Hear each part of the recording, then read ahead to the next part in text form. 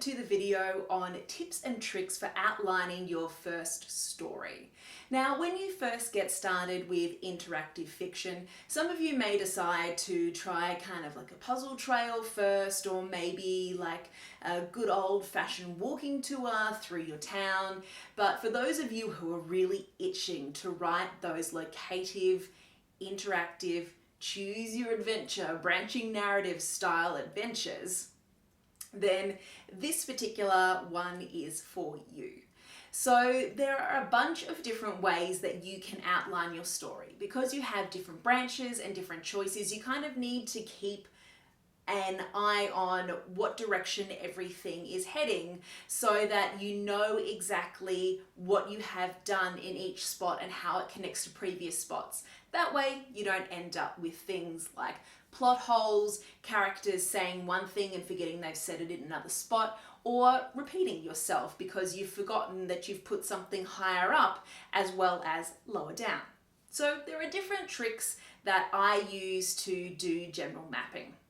So some people prefer to have it all on one big sheet of paper or in a notebook. So this here is an example of one of our more complex choose your adventures from Port Adelaide in South Australia. So this was written by Mark Jackson, and it involves a ghost captain of a ship who is trying to prevent you from getting a curse. Now, as you can see, I was not the person who wrote this, it was Mark, and so this is actually my editing version where I was mapping out Mark's story and seeing how did it flow together, what were the boring bits that could be merged, what were the bits that needed to be removed because they didn't work, those sorts of things. So those are all in green, as you can see, but you can also see that because this is one of the more complex adventures, that it's spilled out not over one, but also 2 pages and involved a lot of squiggly lines and crosses. So while this might be helpful for initially setting it out in terms of things like editing and trying to improve the structure later on, it can get a bit complicated. So other ways that a lot of my authors have talked about writing things is via sticky note on a wall or a piece of paper on a corkboard.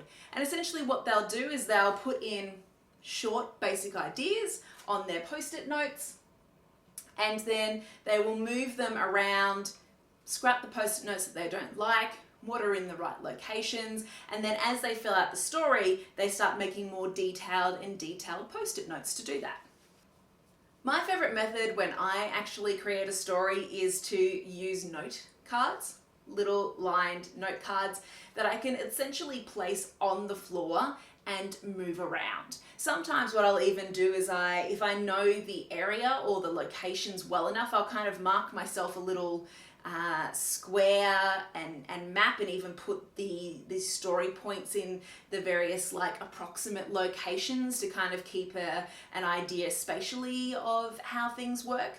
But essentially what this allows me to do is that I can put a general idea at the top, and as I start to come up with more ideas to fill out and flesh out a scene, I then can add them in underneath my main heading.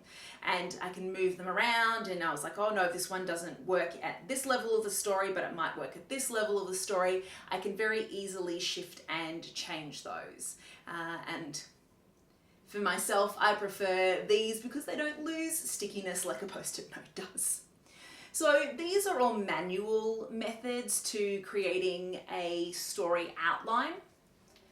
Some of you may prefer digital methods. The reason that I prefer these manual methods is that I can look at the whole picture and play with it and move around, and that kind of spatial awareness and change and being able to handwrite really works for me as a storyteller. But for some of you guys, you might prefer digital, and there are apps and tools online that can help you out with that. One of the really basic ones that a lot of writers use is one called Scrivener, which many writers of novels will use because Scrivener allows them to kind of pin different research and character profiles and descriptions on a board which they can then access as they're writing their novel. But it also works really well for interactive stories and being able to kind of pin them in different locations to help you keep track of what happens in each scene and the choices in each scene. One that was aimed specifically to build interactive stories was a tool called Twine. Now, Twine is a little bit more difficult to use for the average creator. It has very basic features that will allow you to link up different squares of story ideas and whatnot if you're wanting to then start adding in things like formatting and doing exports to then edit your different parts of the story. Twine then starts to require you to know a little bit of coding to do that.